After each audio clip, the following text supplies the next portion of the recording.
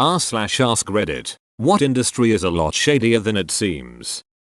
Avocado farms. Most of the farms in Central America are taken over by the cartel because of how much money is in selling avocados. All trees can be shady TBH. Not palm trees. They're stupid. Edit. I get it. Guys. Palm trees are grass. Know what else is a grass? Corn. Edit 2. Liars. Palm trees are not grass. The textbook industry Pearson is the ducking mafia. McGraw-Hill was the bane of my existence for years. Same. I'm really looking forward to graduating to finish school, but also so I can stop needing to buy $120 online codes for McGraw-Hill. So done with it. Trucking. The margins are razor thin, and so everyone is trying to nickel and dime each other constantly. The drivers lie to their dispatchers. The dispatchers lie to the brokers lie to the clients. All of this for like $50, $100 sometimes. I worked in trucking, and the head HR lady for our distribution center was skimming payroll, shorting the checks of the lowest people on the totem pole, then getting cash infusions to petty cash from corporate to return part of the theft as an emergency tide over until the employee's next check, then claiming the rest of the theft as an overage on the next payroll report. I am probably missing a step in her chain, but I am not an accountant. It was a scam she managed to work for a couple of years due to a lack of oversight during nationwide management shifts. When she finally got caught, rather than take the bad publicity, the company just let her leave. The last I heard, she was working in the same position in an adjacent industry, but still involving transportation. C'est la vie. LOL. Classic accounting scam. It's literally in my accounting 101 book. Health insurance. In the commercials it is all about caring for your health and stuff. But if you ever get a serious illness, they will do anything to avoid paying for your treatment. Source. My mother got breast cancer and her health insurance made a business decision to let her die rather than pay the $40 for her treatment. They made that decision, then hired lawyers to make it happen. My mom got to fight them in court while going through chemo. She made it by mortgaging the house. She told me the insurance company caused her more stress than the prospect of dying. I buy insulin every month, and every month I literally have to beg my insurance over the phone about why I need this. It's scummy shit. Edit. This really blew up. Open bracket. Cliche. Thanks for my first silver and apparently platinum now too. This is dope lol. I worked in a pharmacy for 7 years, and you're not alone. Ducking sucks. We had multiple patients that wouldn't get their insulin because they just couldn't afford it. Insurance sucks. More people died last year over vanilla in Madagascar than cocaine in South America. They've even coined the term vanilla murder. Farmers hire armed mercenaries to guard their crops from thieves near harvest time. And if one is caught, well, let's just say it's in response to all the farmers that were killed by thieves for the same reason. This article is a fairly light read on the subject without anything too graphic, but there's a great deal of information about it floating around, along with some pretty disturbing accounts. CBD. Lot of predatory companies making subpar products with questionable raw materials and then marking it way the duck up and selling it as a miracle cure to vulnerable and ill-educated consumers. Usually have a high-power legal team on deck, but pay their workers shit and no benefits. Edit. Because so many people are asking. While I used to be in sales in the industry and have my own opinions about who's good out there, it's a woefully short list. You'll probably have your best luck checking out the top recommendations at r/CBD. They have a whole pinned post about best companies that they've, hopefully, vetted well. Are CBD products, not the actual marijuana, regulated, or are they like the vitamin industry where most all of the products are suspect and aren't FDA approved? No FDA approvals now, just testing to ensure it's below the hemp line in THC. All industries are shadier than they seem. I used to work for a flute manufacturer and it was shady as hell. Deeds. I don't want to name the manufacturer, but it was around the 2008 financial crisis and the place was equity owned and leveraged to ducking Mars. The CEO was committing bank fraud and screwing contractors while laying off employees and enriching himself. Not an industry, but higher academia is badly broken. Some of the smartest people are some of the most badly exploited. Old tenured professors limit the number of faculty many departments can have. forcing people to work as postdocs forever, effectively doing all the work the prof should be doing in the first place. Meager pay and long hours, plus constant pressure makes postdocs some of the most depressed people. The grad students are no better either. A lot of the times grad students don't complain about ill treatment, harassment and outright bullying as they don't want to jeopardize their prospects of graduating. If you're a foreigner, this situation becomes even worse, whether you're a grad student or a postdoctoral researcher. It's a pyramid scheme. Way more new PhDs are granted each year than open faculty jobs. If anyone is reading this and is considering a PhD, you should choose a field that has a robust non-academic labor market. The odds of getting a faculty job are shrinking every year, and post-coronavirus it's only getting worse. Edit. Stop telling me it's not a literal pyramid scheme. I know. I'm working in academia as a professor, and the faculty pay has not grown with inflation. Basically, you're getting paid way less than a professor was decades ago, and are expected to do a whole hell of a lot more.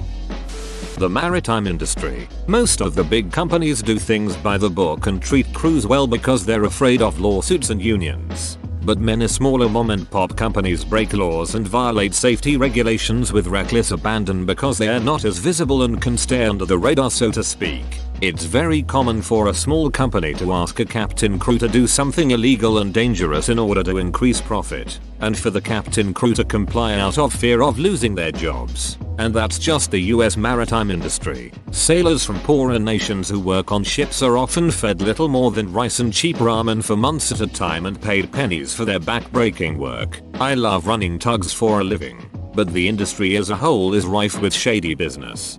IDK if it falls under maritime, but I took one look at the job listing for a cruise ship and now I tell all my co-workers to never take a job with one. I'm a stagehand and theater technician. I make decent money fresh out of college, $18.24 an hour depending on venue, even without joining the union, because I do specialized work. Looked into a lighting tech spot on a cruise ship, and I'd be getting minimum wage working 50 hours and 7 days a week. Wi-Fi on board costs money out of my paycheck. I'd be in charge of passengers' safety off hours if an alarm goes off and we have to get people onto rescue rafts. I'd have a roommate in a small bunk, and all my wages would go directly into a ship debit card so I could give my income straight back to the company to eat. Something about living and working on a boat in the middle of the ocean seems to make employers think they don't have to actually care for their employees. I can imagine working on a boat that isn't filled with people on vacation would be even worse.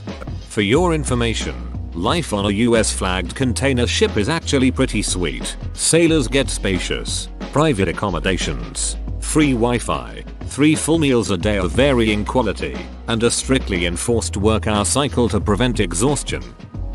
A lot of hobby fish importing is pretty shady. You have farms of certain types of fish like betters in some areas of the world that are run with the fish in horrible conditions, which is why a lot of the ones you get in a major chain store are sick before you even bring them home. The stores will blame the fish being stressed, but I've ordered and received hundreds of fish from small breeders, sellers and outside of Cory catfish that really enjoy committing suiciding by poisoning their own water. The fish arrive healthy and fine. Outside of boutique fish farming, the way some wild fish are caught is just horrible. The trappers will lightly poison the water supply to knock out the fish, then scoop them out of the water without a care for that area's ecosystem.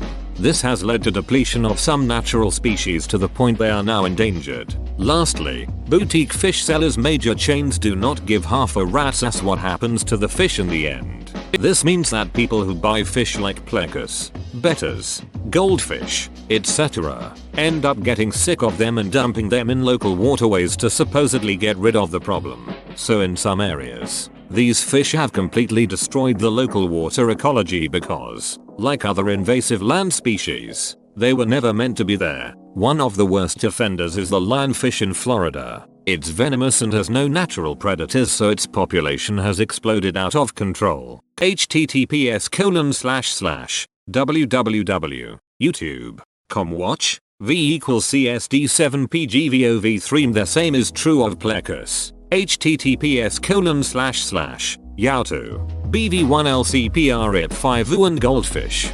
https://yahoo BFZ11UXWGG. I'm basically releasing fish into the wild is a terrible idea. Releasing any animal into the wild can have disastrous consequences. But fish are being released into a very limited ecosystem and outside of a few diseases. If they can adapt to the water and have no predators, they will survive and breed incredibly quickly. I love my fish. I love the hobby, and there's a lot of value to it, as global warming may make things like reef tanks a valuable source of coral in the future. But there's also a lot of bad to it. I hate seeing betters for sale suffering inside those little cups. Just because they can survive under extreme conditions doesn't mean they should be subjected to it. I like to compare it to being forced to live in your bedroom, but it's also your bathroom, and where you eat, but not able to clean it. Like, yeah, you can survive, but what kind of quality of life is that? Betters need at least a few gallons of water, filter, heater, and more to thrive.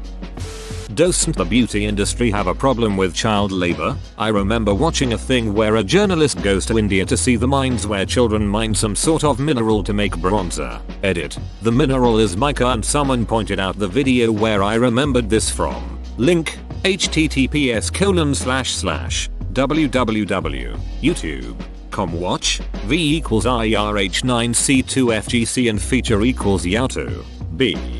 Yes, they mine mica and it's in almost every beauty product. It adds shimmer to the product. But a lot of companies are now using artificial or synthetic mica and moving to produce it more ethically. You just have to do your research on who you're willing to buy from and if they use child labor either. Here's a link to a Reddit thread from r/Macune Prediction that outlines brands that are ethically sourced and cruelty free. https://www.reddit.com/makeup addiction comments bills you / I made a list of makeup brands that are working. UTM source equals share and UTM medium equals IOSAP and UTM name equals IRSMF.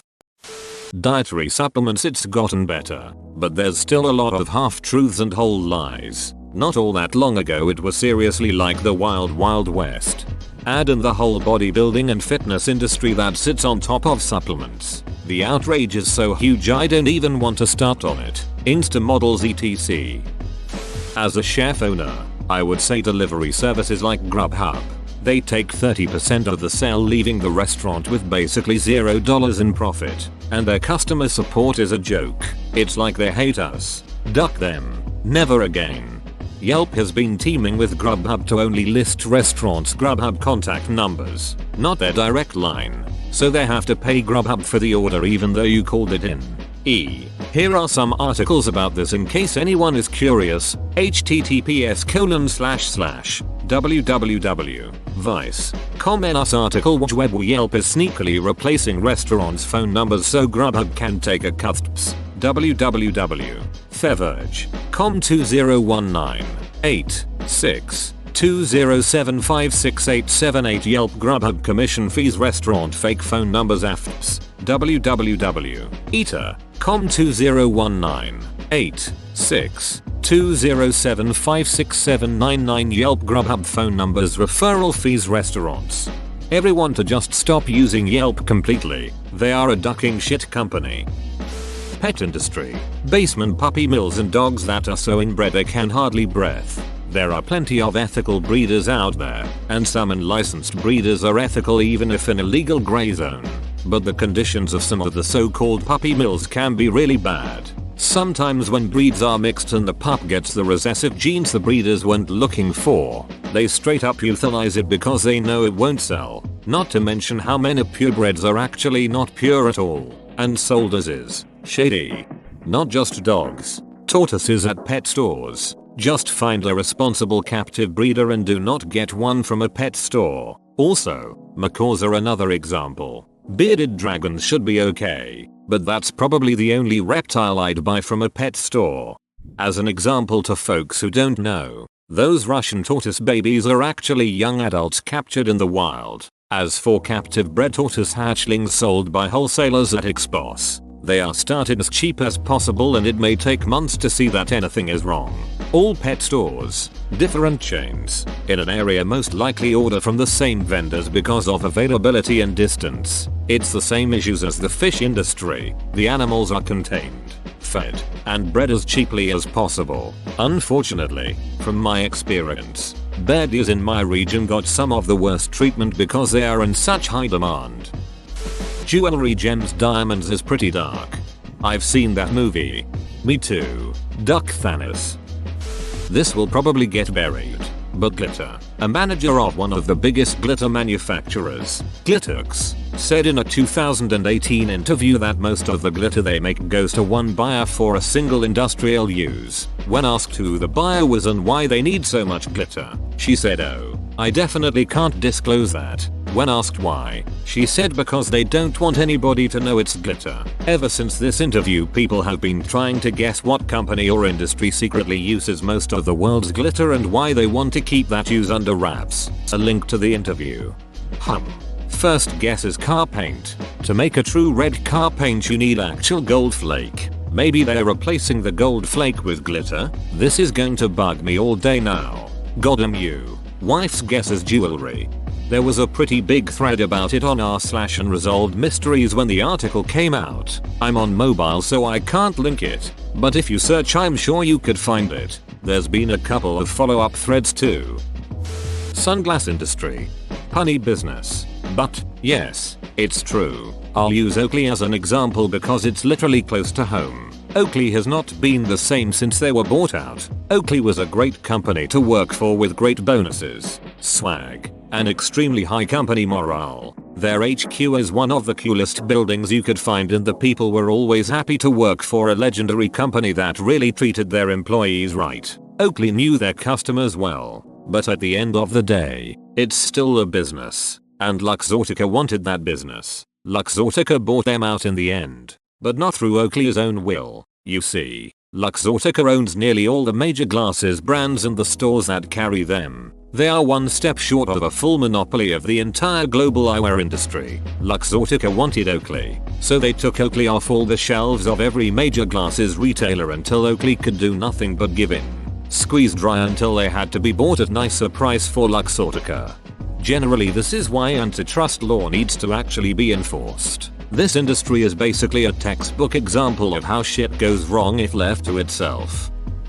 Eyeglasses. You have no idea the snow job they put most people through when it comes to buying them. It's far worse than trying to buy a new car from a dealership.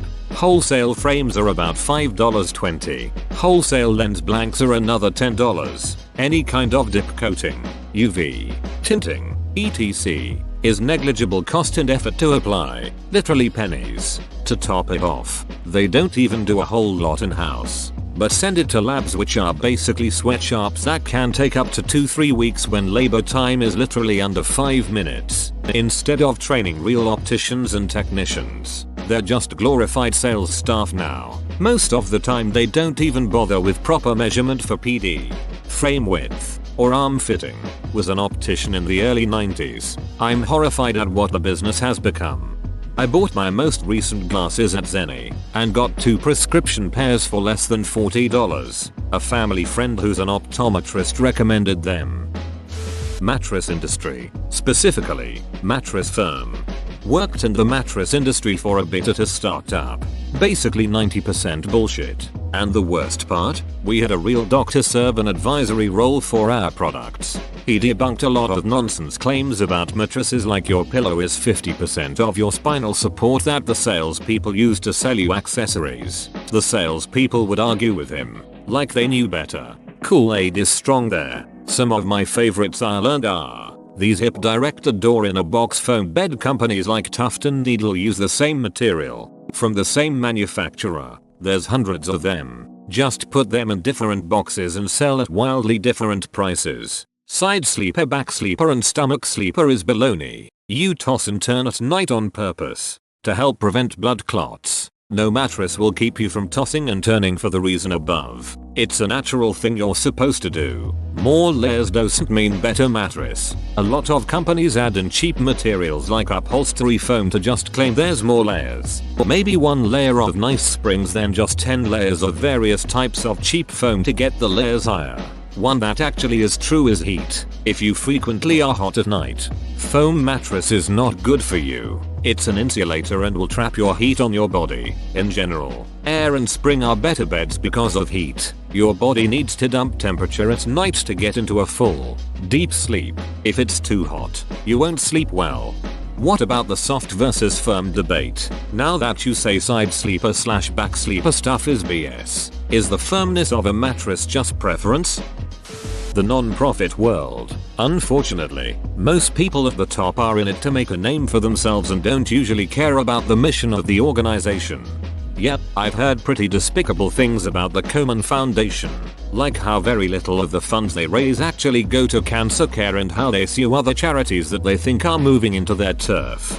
Some charities can be scummy to each other. Remember the Ice Bucket Challenge? It was started to help raise funds for ALS charities, a group that were, at least at the time, relatively underfunded. Macmillan Cancer Support saw the Ice Bucket campaign and went and paid Google to have themselves come up as top search results for Ice Bucket Challenge. Basically they were paying to hijack a small charity's donation source despite being much better funded themselves. Now, let's be clear, Macmillan do some amazing work helping families through dark times. I'm not going to say they weren't a worthy cause, but the way they took funds from a smaller charity was horrible. Edit. I may have misremembered about the paying for top search results on Google. I can't find anything about that. Just that they purchased Google AdWords for Ice Bucket Challenge and that they defaulted to top because ALS had not. Hear me out. K-pop. All the idol industry is shady. I've seen some interviews on retired idols and they have a lot to say about how the industry works. One of them even mentioned that they would split the profit 70/30, but when it came to pay, they divide the expenses 50/50, and if the group didn't made enough money, the idols would be in debt with the producers. Many times, idols would come out much poorer than when they entered. That sounds like what the girl from Crayon Pop said. It was shocking when she also told how they made a North American tour with Lady Gaga and they ended up with more debt. Their income was freaking negative from a Lady Gaga tour. The music and the art industry. Apparently Tiger Zoo said it. Thank you for the gold. You'll probably never recover financially from this. Defense contract manufacturing. When I worked in that field it was like a time capsule to 70s stereotypes. Beer for lunch, whiskey in the desk drawer, everyone ducking everyone, and the best seats at the biggest games for decision makers. What country? The United States. Did you work for a defense contractor in 1970s and didn't know it? This was the US. Just one example, I was at a lunch at a nice restaurant with my boss and a potential client we had flown in from DC. They got plastered at noon and started giggling about the biggest explosions they'd ever seen and what cool shit they'd watched smash into other cool shit. Work bled into the evening and smoking cigars at a pub that sold them was a weekly ritual and a way to hammer out the details. This was recent, like during the modern height of stupid contracts being thrown around. What industry isn't? I have no proof of this, but the high-end art industry, I 100% believe most of it is just to launder money. It's more than laundering money, it's a way to store wealth that doesn't involve bank accounts. If you live in a country with a corrupt dictatorship that can order the bank to seize your assets from the bank, a physical asset you can't move and hold on to is actually much more valuable. My friend sold his tech startup 20 years ago for many millions of dollars. He bought a lot of art, but now it's difficult to sell the art, so he can't get enough liquidity to pay the bills. Porn industry.